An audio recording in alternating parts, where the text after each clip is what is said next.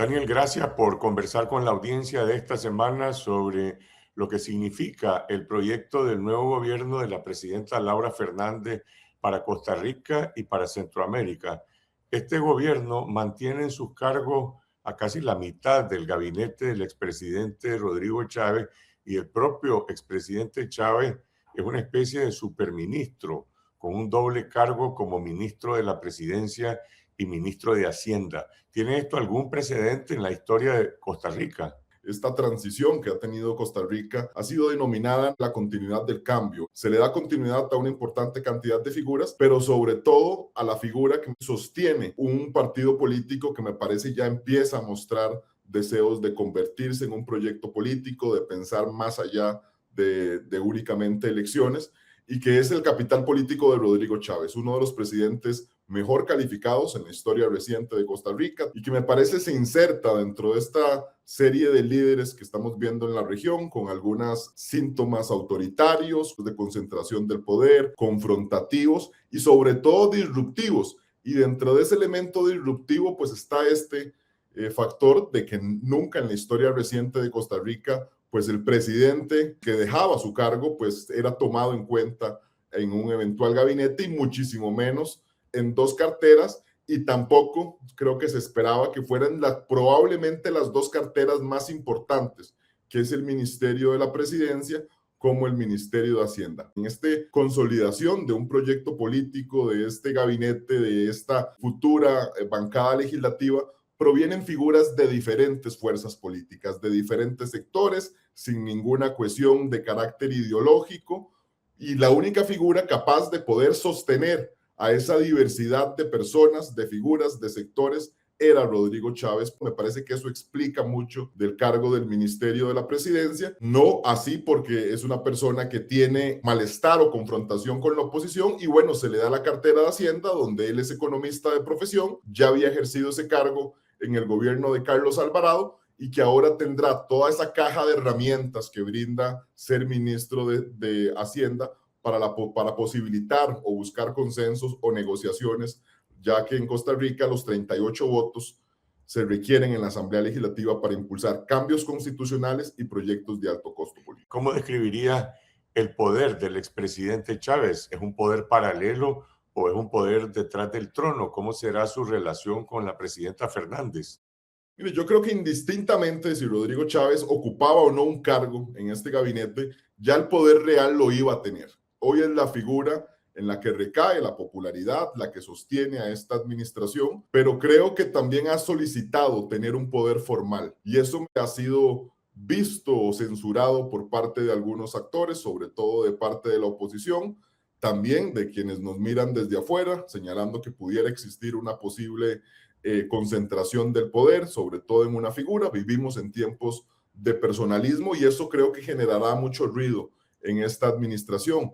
Más sin embargo, no visualizo que al menos en el cortísimo plazo puedan existir fracturas entre Laura Fernández y Rodrigo Chávez. Cuando la presidenta Fernández habló en su discurso inaugural de multiplicar la herencia del expresidente Chávez, está apelando a una suerte de proyecto de refundación del Estado, eso que han llamado la Tercera República de Costa Rica. ¿Se mantiene vigente ese proyecto? Totalmente, todavía no hay mucha claridad. Lo cierto es que entre más indefinido sea, muchísimo más exitoso puede llegar a ser, porque eso permite que todos tengan diferentes interpretaciones y se sientan parte de ello. Eso es lo que ha planteado pues Laura Fernández desde la campaña política, y lo que se plantea es posibilidad de hacer grandes cambios, sobre todo de devolverle a ciertas instituciones del Estado, que creo que algunas de ellas han perdido su razón de ser, funcionalidad, pero también en algunas de ellas quizá restringir o limitar algunos temas de controles en órganos auxiliares como la Contraloría General de la República,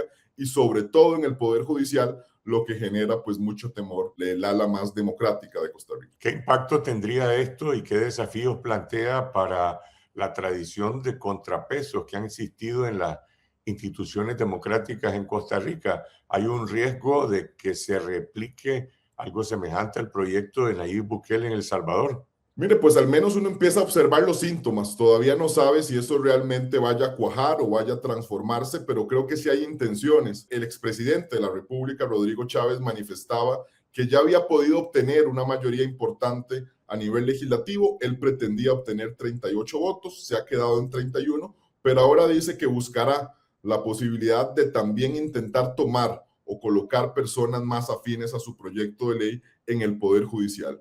Esto es claramente un tema que preocupa, que genera el tema de vulnerabilidad en el sistema de pesos y contrapesos, en el cual me parece ellos hábilmente han planteado, más que como un tema de contrapesos, como un tema de que ciertos poderes y sobre todo ciertos personajes insertos en ellos representan un obstáculo para el proyecto político que ellos intentan impulsar y que hoy sitúan bajo la bandera de una tercera república. La oposición está en una minoría en la Asamblea Legislativa, sumando 26 diputados de varios partidos. ¿Puede hacer un contrapeso al partido mayoritario o el gobierno de Laura Fernández podría terminar absorbiendo a otros diputados de la oposición? Es uno de los temores que está hoy latente. El gobierno anterior tuvo la capacidad de robarle a los partidos de oposición varios alcaldes. No sería distinto que se lo puedan arrebatar algunos diputados. Eso creo que genera posibilidades de que se logre esa mayoría requerida de 38 votos, que es lo que permitiría reformas constitucionales o también proyectos de alto costo político. No obstante, en nuestro sistema costarricense hay una carta de la que ya se empieza a hablar, que es un referéndum mancomunado, donde si el Poder Ejecutivo y el Poder Legislativo están de acuerdo en llevar ciertos elementos a referéndum, se requerirían únicamente 29 votos. 29 votos que ya tienen y dentro de esos temas, pues pudiera ser el tema de eventualmente una asamblea constituyente. Esto pese a que Laura Fernández en su discurso donde recibió el mandato anunció que ella no buscaría impulsar reformas constitucionales que atentaran justamente pues contra los principios democráticos. La presidenta Fernández también hereda la alianza del expresidente Chávez con el presidente Donald Trump de Estados Unidos.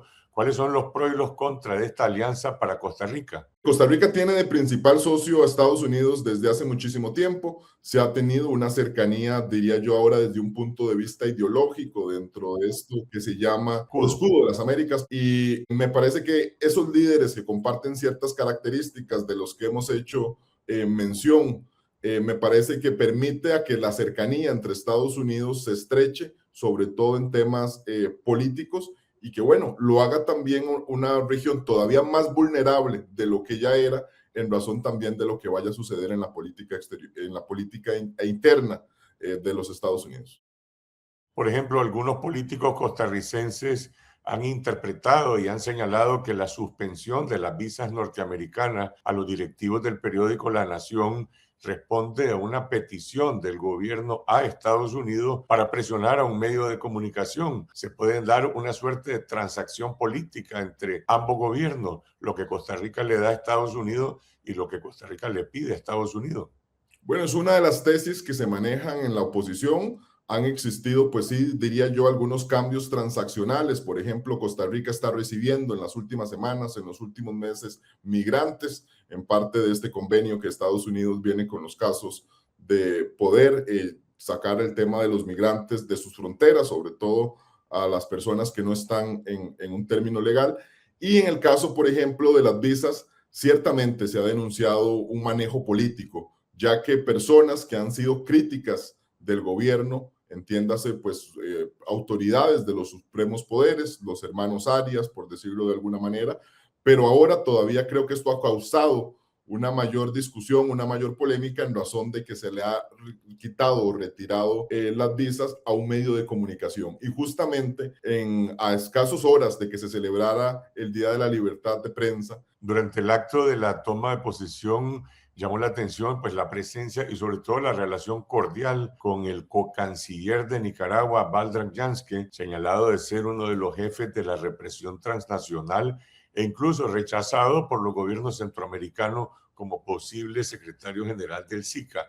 ¿Qué se puede esperar de la relación entre el gobierno de Laura Fernández y la dictadura de Nicaragua? Al menos la anterior administración no fue cercana, no tuvo pues un tema de que la relación con Nicaragua se volviera un tema relevante para la discusión político interno, pero creo que hay un elemento que puede disparar eso. Uno es todo el tema de la geopolítica y el tema de los Estados Unidos en la región, pero me atrevería a decir sobre todo en que es Laura Fernández, ahora que ha asumido su gobierno, pretende poner un pie en el acelerador en el tema de Cruzitas, que está justamente en la frontera con Nicaragua, del cual también ha generado temas migratorios, hay temas también de derechos humanos, temas de hacia dónde van esos recursos y hacia dónde se redirecciona, que me parece puede hacer relevante.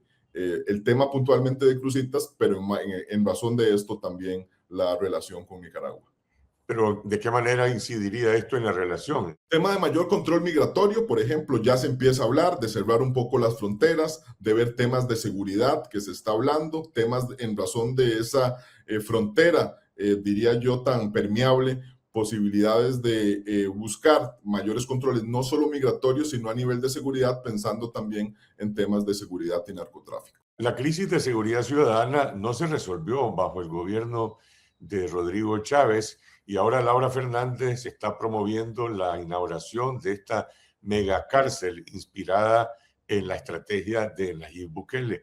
¿Tiene el nuevo gobierno una estrategia integral para enfrentar la crisis de seguridad ciudadana? No te sabría decir si la tiene, lo que sí me parece es que apela muchísimo a narrativas propias del populismo punitivo de la región a la que has hecho mención. Me parece que eso intenta reforzar, ha sido en su discurso, se ha hecho hincapié en este tema de seguridad, por ejemplo, en algunos cambios en temas de justicia, en temas propiamente de seguridad. Ha cambiado también al jerarca encargado de esa cartera, que es relevante, y me parece que eso va a marcar mucho de la administración, pese a que el tema de seguridad, si bien hoy es la principal preocupación de los costarricenses, desde hace muchísimo tiempo no se ha podido consolidar como un tema de movilización electoral como quedó en constancia en el anterior proceso electoral.